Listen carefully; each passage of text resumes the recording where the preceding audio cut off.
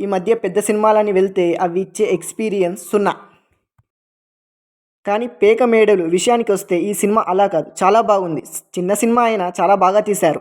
ఇది వరకు చాలా సార్లు చూసాం ఈ స్టోరీని. కానీ ఈ సినిమాలో మాత్రం ఈ స్టోరీని చాలా బాగా ప్రెజెంట్ చేసే విధానం చాలా బాగా నచ్చింది. ఈ సినిమాలో హీరో క్యారెక్టర్ పేరు లక్ష్మణ్ అండ్ వాళ్ళ వైఫ్ వీళ్ళిద్దరి కాంబినేషన్ చాలా బాగుంటుంది ఈ సినిమాలో. లైన్ ఏంటంటే ఎడ్యుకేటెడ్ అయిన మన లక్ష్మణ్ హీరో ఒక రియల్ ఎస్టేట్ బిజినెస్ మ్యాన్గా మొదలవుతాడు. అందులో ఎలాంటి ప్రాబ్లమ్స్ ఫేస్ చేశాడనే చిన్నగా వెళ్తూ ఉంటుంది స్టోరీ. ఆ పని కూడా సరిగ్గా చేయలేక మధ్యలోనే ఆగిపోతాడు లక్ష్మణ్. కానీ లక్ష్మణ్ భార్య అలా కాదు. ఎప్పటికైనా ఆమెకు పెద్ద పెద్ద కోరికలుంటాయి.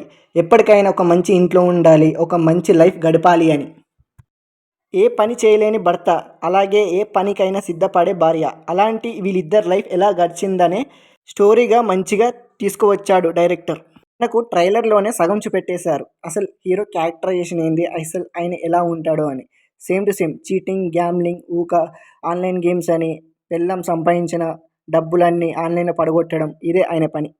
లక్ష్మణ్ చేసే పనులన్నీ గాల్లో మేడలు కట్టినట్టే ఉంటాయి. అందుకే ఈ సినిమాకి 'పేక మేడలు' అనే టైటిల్ వచ్చింది. ఎందుకంటే గాల్లో మేడలు కడితే అవి ఎక్కువసేపు ఉండవు. ఎమ్మటే కింద పడతాయి. అసలు కట్టరాదు. It is not impossible. Cinema start అయినప్పుడు ఒక 20-30 మినిట్స్ దాకా సరౌండింగ్సే తిరుగుతుంది. ఆఫ్టర్ స్టోరీలోకి తీసుకువెళ్తాడు డైరెక్టర్. ఇక మనకు సెటిల్ అయినాక స్టోరీ అలా అర్థమైపోద్ది అంతే. క్లైమాక్స్కి వచ్చేసరికి స్టోరీ మొత్తం టర్న్ అయ్యిద్ది. బేసిక్గా ఈ సినిమాలో డైరెక్టర్ చెప్పాలనుకున్నది ఒకటే. డ్రీమ్స్ అందరికీ ఉంటాయి. కాకపోతే 2 రూట్స్ ఉంటాయి. అది లెఫ్టా రైటా ఏం తీసుకుంటాం అనేది మన లైఫ్ మీద మనకే డిపెండ్ అయి ఉంటుంది. ఇంటర్వెల్ అండ్ క్లైమాక్స్ చాలా బాగా కిక్కిచ్చాయి. ఇంటర్వెల్కి అండ్ క్లైమాక్స్కి స్టోరీ అట్లా టర్న్ అయ్యిద్ది. చాలా బాగుంటుంది. ఇప్పుడు వచ్చే అన్ని చిన్న సినిమాలు అదో లెవెల్లో ఉంటాయి. ఆ లిస్టులో ఇదొక్కటి. ఓవరాల్ సినిమా చాలా బాగుంది. నా రేటింగ్ వచ్చేసి 5/4.